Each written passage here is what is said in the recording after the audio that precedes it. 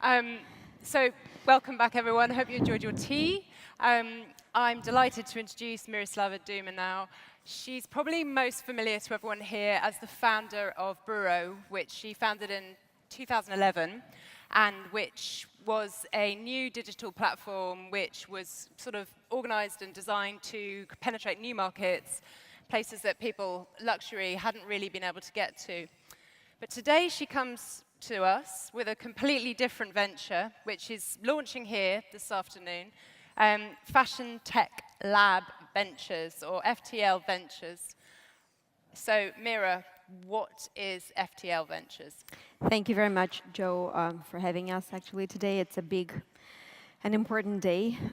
So the FTL Fashion Tech Lab is a hybrid between venture capital fund and accelerator that is working with, looking for the greatest engineers and scientists that are working with material science, biotech, nanotechnology, smart textiles, wearable tech, from all over the world, be it a hidden laboratory in San Francisco that is, for example, growing leather and fur in laboratory environment from stem cells without killing animals, obviously, to Shenzhen, where we have part of our team based, to Scandinavia, London, where a lot of things happening, Germany, another great area in Europe, very booming in terms of technologies, and ending with Russia, because as you know, Russia is still #1 for space industry. And the good news is that, led by government contracts and research institutions from military and space industries, many groundbreaking discoveries have been made 10 to 30 years ago already. So it's not new, it's been there, but they've been used under top secret for military purposes, for, to create space suits for astronauts to go to space, using special fabric that, for example, keep you cool if you decide to go to Venus and there's plus 350 degrees Celsius. Which we do, all the time. Well, according to Mr. Elon Musk, he's planning to... We will be. Yes, he's planning to colonize Mars. Russians are talking about the fact that Venus is much more friendly for us to be colonized. So anyway, yes, those laboratories, those hidden laboratories are actually working on those really amazing technologies that can, first of all, adjust your body temperature. And if you feel cold, it warms you up. If you feel hot, it cools you down, and so on and so forth. There is a lot of amazing things happening in that world. Okay, so what we're talking about is you going to these laboratories, meeting these kind of tech developers, scientists across the world. I think you've been talking to about 1,000, or there's 1,000 companies in the pipeline. Yes. You've selected so far around 50 of those people who meet the criteria that you want to work with. But then your role now is in facilitating their access to what you said to me the other day, the $2.4 trillion industry. World of fashion. Yes. So tell me, how does a girl from Siberia end up going around the world looking at sort of fur being grown in a petri dish from a stem cell? And how did you get from the front row, which is where I've been used to seeing you for the last 2 years, to becoming this kind of tech revolutionary? Thank you very much. We feel we're at the very beginning, even though we have big dream. As one big historical hero used to say, dream impossible, you will reach maximum. That's what we're dreaming about, impossible. Just, to give a couple of examples of the companies and the technologies that we have already invested in, that we are working with. So there is a super secretive laboratory in San Francisco that is growing leather and fur, which is basically like the highest level of leather you can imagine. There's another laboratory that we've invested in that joined our portfolio called Diamond Foundry.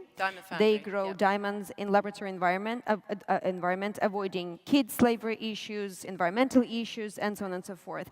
How they do it, they take a tiny layer of mined diamond, they bring it in the laboratory, and under carbon heat, they grow technically identical diamonds. And no one in the world can tell the difference between mined diamond and laboratory-grown diamond. There's only one machine in the world that after a couple of hours of investigation can tell you mined diamond, laboratory-grown diamond. And obviously, when we came across with that technology, we needed an advice. And so we were lucky enough to have a good friend of ours who used to be back then a CEO of Alrosa.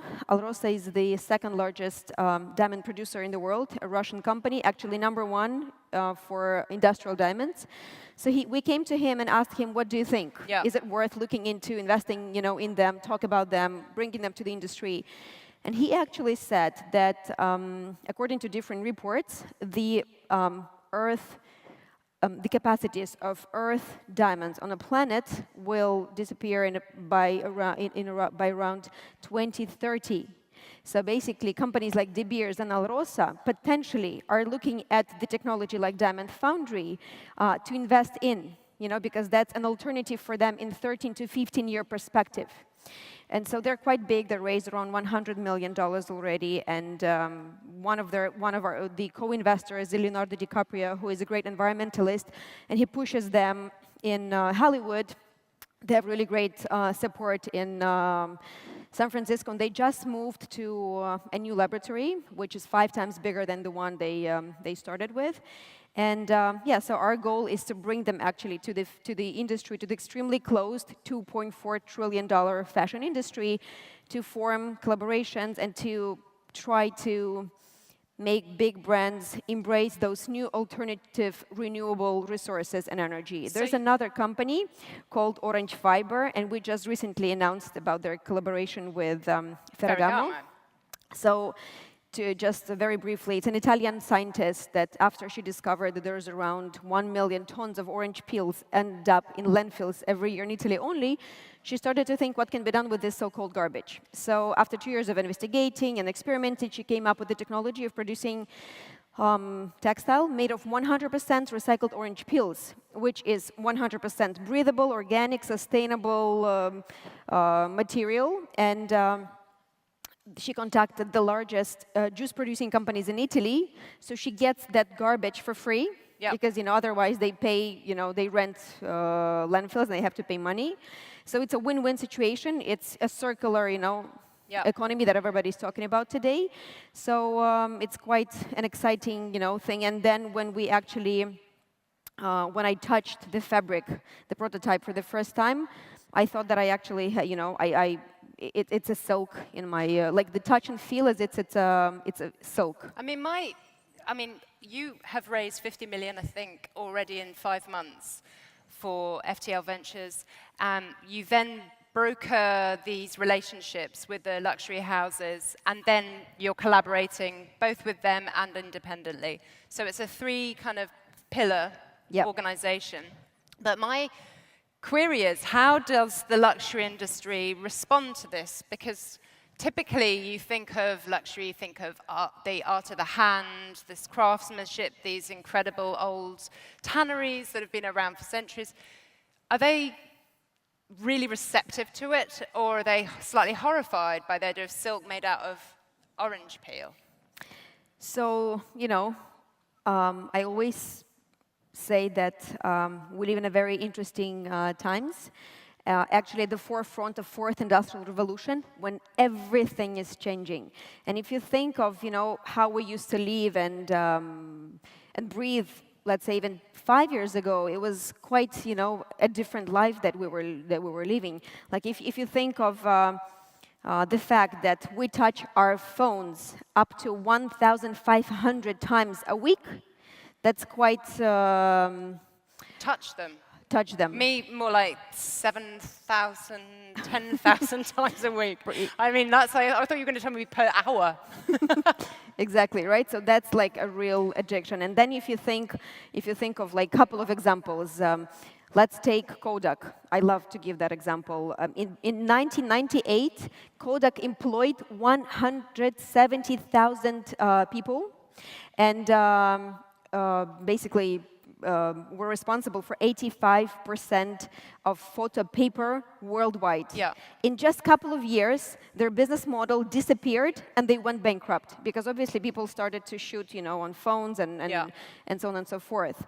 My question to you there, though, is photo paper is not a luxury product necessarily, so that's more of a practical object. How do you translate that into a kind of silk scarf or something that is a more luxurious kind of?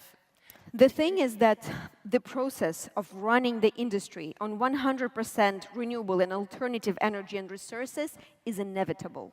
Yeah. It will happen no matter what. It's just the way we go, it's just the way the world goes, especially our industry. Because bad news is that, I was born in Siberia and I was growing up with an idea that it's not just the coldest area of Russia, but also the wealthiest for oil, gas, and natural resources capacity. So I was growing up with an idea that there's nothing worse for planet than oil industry.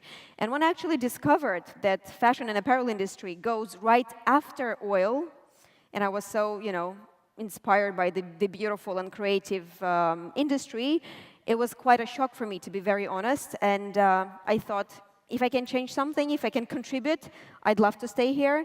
If no, I don't really want to add to the global, problem of garbage, because there's just to give you a couple of examples. In 2014, around 100 billion items of clothing have been produced. Yeah. Half of which, around 80 billion items of clothing have been purchased, half of which ended up in landfills. Already. Around 10 million tons of clothing go to landfills every year in US only. And, the process of water dyeing our textiles disposes the equivalent to half of Mediterranean Sea into our rivers and streams. So the global problem of polluting and garbage is really global and is really, I would say, scary. Okay. The next thing, though, that I wonder about that is if you're going in on that revolutionary, change the world, we can make it better, why start with a luxury house, which was going to account for like a tiny, tiny percentage of the market? Well, like, why not go to, like, I say H&M or Uniqlo or? We were just with them in Stockholm. Okay. We made that trip for one day. It was May 9th, and it was a snowstorm. It was very, very cold. But I have to tell you, good news is that that particular brand is very much ready for that, and they're very open. More than that, they announced about the initiative called Global Change Award that we are about to partner with, because they are basically the first year when they announced, they received 2,800 applications of different technologies. And the orange fiber, by the way, that we ended up investing in, is one of the finalists from last year. So, when we started to dive into this world, we realized that it's not new. It's been there again for decades. And we believe that it's exactly the right time now to try to get those innovations out of laboratories and bring them to the market. Because the two new generations, who are millennials, and we're still there, and Gen Z, who are our kids, those are the ones who very much, like, if you think of like a classical form of marketing, we think about design and the brand image. Nowadays, the new generations, they actually look at whether you are both socially and responsible and environmentally responsible.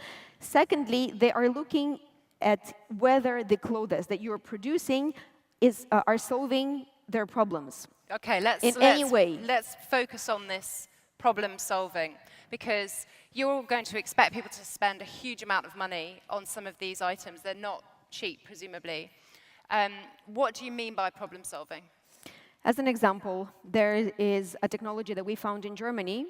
They embed silver yarn in any fiber, which has very strong antibacterial and anti-radiation property, as well as zero bad smell.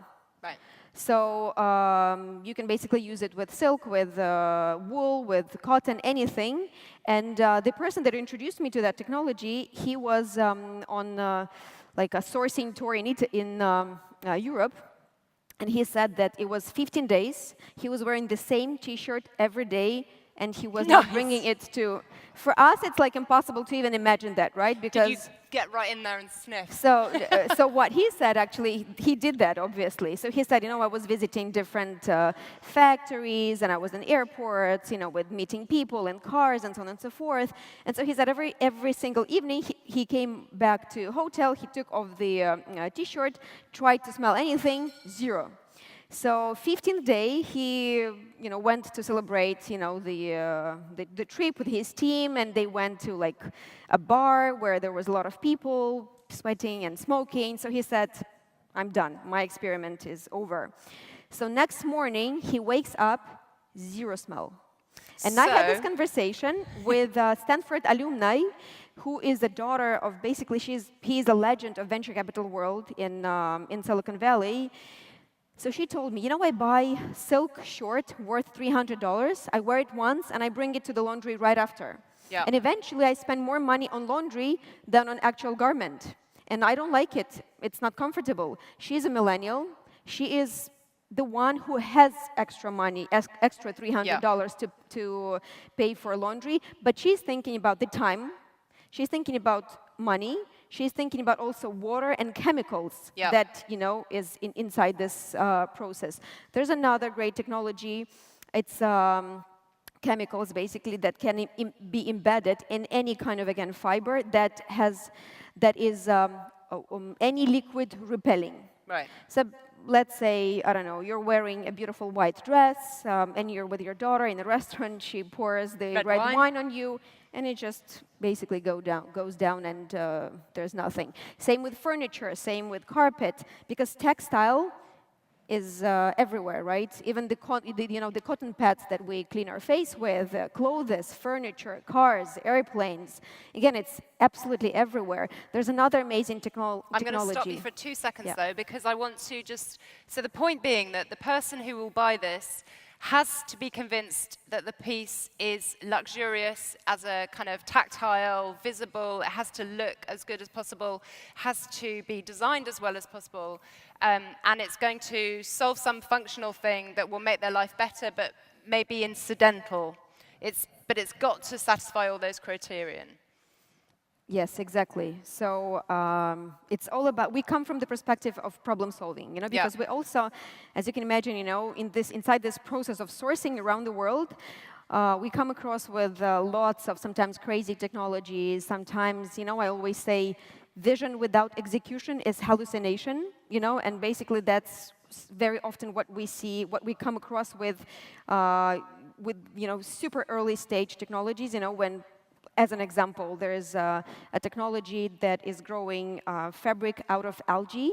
Yeah. It's what's growing underwater. It's super, super early. That's actually what might take like another 10 to 20 years to be able to scale up.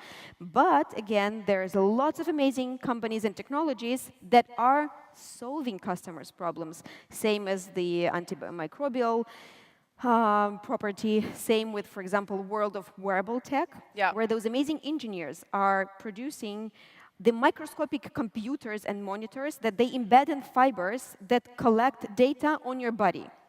So, for example, imagine the person who is suffering from diabetes. There's a company that we recently came across with. They produce socks with microscopic monitors embedded in socks. So, because the people who suffer from diabetes, they have problems with veins. And the first to react when sugar goes up in the blood, veins in the feet. Yep. So the person gets message on iPhone, on his phone, when sugar goes up in the blood, because those microscopic monitors inside their socks monitor that. So imagine the amount of problems in terms of health that people can avoid, be it older people or pregnant women or maybe people under medical treatment and so on and so forth. There is another really great. I want to ask you though another question, because Mira never stops once she goes. She rattles through all the companies. I mean, your checklist. I'm just asking one of the questions that's popped up here. You say you look at various sort of ecological sustainability. Where is it? What is the specific criterion? I mean, how rigorous is it? how are you kind of, meeting the criterion? Yeah, good question. So going back to the silver yarns. So we met with another great company that actually told us, you know what, silver comes from mining, so it's not 100% sustainable. Like, the process can't unfortunately be 100% sustainable, but still, there are fabrics, there are different ways that can maximize the, it's, another commitment that basically H&M just did recently, to become climate positive by 2040, I think. So what these people from Scandinavia do, they embed peppermint in fiber, which has as strong antimicrobial property as silver and zinc. But it's, as you can imagine, 100% sustainable. So in terms of getting these things to market, you're looking at Diamond Foundry could legitimately be producing diamonds, is producing diamonds for the luxury industry anytime soon? Or? Yes, we are actually already in conversation and negotiations with different big international jewelry brands, and also that's the conversations that we have with different, young people that say, I don't want to buy an engagement ring for my girlfriend because there might have been blood on those diamonds, right. But I want them to be technically earth diamonds, but grown in 100% environmentally friendly environment. And same with, for example, there is a scientist from Israel that came up with the technology of producing plastic, 100% compostable plastic bags, which is, as you can imagine, is a huge problem, because if you think of the problem of the sea and oceans, soon there actually can be more plastic bottles and bags than fishes. But then when those plastic bottles go into sea, obviously that's what fish and sure. Eat, and then that's what we eat. Polluting the whole ecosystem. Exactly. So that's again a major problem that is there, and but we know a lot of these things, and I know you're providing solutions, but I'm still curious as to how the business of luxury responds to it, because plasticky fish is not sexy for a lot of brands, I think. I mean, they all care, but it's like someone else's problem, or it's not something that they perhaps want to make. But do you think sustainability is genuinely becoming far greater part of a legitimate aim for these companies? So there's two different types of reaction from our partners and friends from the industry. First, the ones who genuinely believe in it, who genuinely want to co-invest together with us and are super open to that, and even now come to us with some interesting ideas and maybe some engineers that pitched them. And others that understand that there is a huge trend, of being environmentally friendly, sustainability conscious, and so on and so forth. And they come from the perspective of marketing and PR. So they think it could be a good, marketing project. We want to do that as well. We honestly don't really care, from which perspective it comes, as long as the big brand embraces it. And why we actually start with big brands, because those are the ones who are setting trends. Right? And then we believe that everyone else in the world will follow. And also, but also they've got the money to invest. Exactly. You can't do that unless you're going to the big corporate groups who've got the ability to work with you. Exactly. We also try to work with different schools like St. Martin's, Parsons, like CFDA, Council of Fashion Designers of America, British Fashion Council, the Australian Fashion Chamber, anyone you can imagine, Woolmark, basically, again, anyone, because those are the ones who are... by the way. Huh? Woolmark, not Walmart, just to be clear. Yes, exactly. Yeah.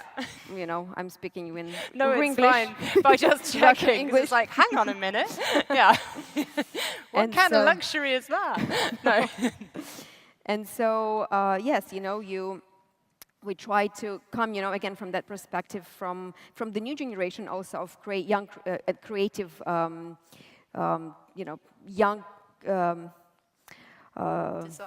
designers, yes, design talents that are now actually looking for the alternatives, for the production facilities and so on and so forth. So yeah, it's, to be very honest, we're very enthusiastic because the reaction so far has been very warm. Yeah. All the brands, all our partners and friends have been very receptive and have been very supportive. They believe in it as we feel. And what do you see? You talk about it as being a fourth revolution, manufacturing revolution. What will happen? Do you envisage a new world order in which lots of companies will just die away, or do you see how do you see the sort of landscape of luxury in, say, 20 years? I think what actually Klaus Schwab, who is the founder of Davos, says, that the world witnessed 3 industrial revolutions before, and the gap between first and second and third was much longer than the one between third and fourth. And no one could really predict the fourth to come so soon and so quickly, with all those 3D printing, artificial intelligence, alternative energy resources, quantum computing, and much more, that is, again, changing our lives completely. If you think actually globally about the on-demand economy that's happening now, with platforms like, let's say, the biggest taxi company in the world, Uber, owns no vehicles. Yeah. Or the biggest accommodation company in the world, which is Airbnb, owns no real estate. Or you can, for example, get an access to billions of books via Amazon Kindle.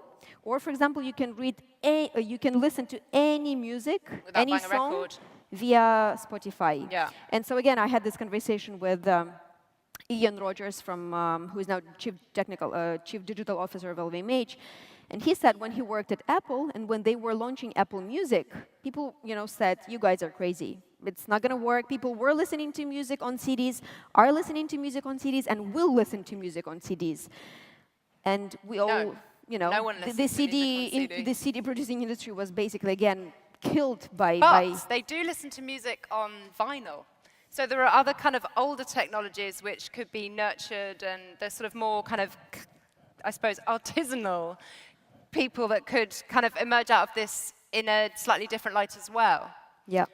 But what also we do, what's interesting and important, so there's 3 main pillars of FTL. 1, which is an investment vehicle. 2, when we bring the technology and the engineer that we found to the industry, try to form collaborations. And the great example is Orange Fiber and Ferragamo, their capsule collection. And the 3rd is experimental lab, inside which we are actually experimenting on our own products, which are, we call them the perfect products of future, that are both technologically advanced, innovative, and are solving customers' problems, but at the same time have beautiful, minimalistic, and modern design. Because if you think of the tech world, the technology is there, but the design, I'm very sorry, is ugly. You know, if you go to Kickstarter, for example, and you see products, that are being presented there, you don't really want to, you don't really want to buy that. And even though I think that, fashion garments, clothes nowadays don't really solve lots of our problems. They warm us up. They maybe solve some vanity/status issues if, it's something very expensive, so that we wear it and we know that people, see and we feel like we can afford it. And maybe, again, it solves some of our problems. There is zero problem solving in the end. Right. And so that's what we're trying to do also inside the experimental lab, and there's more news coming very soon. Very good. Mira, that was amazing. I hope everyone caught up and could follow it all, because she rattles through. But I think it was tremendously interesting and so exciting. Thanks so much for joining us. Thank you so much for having us.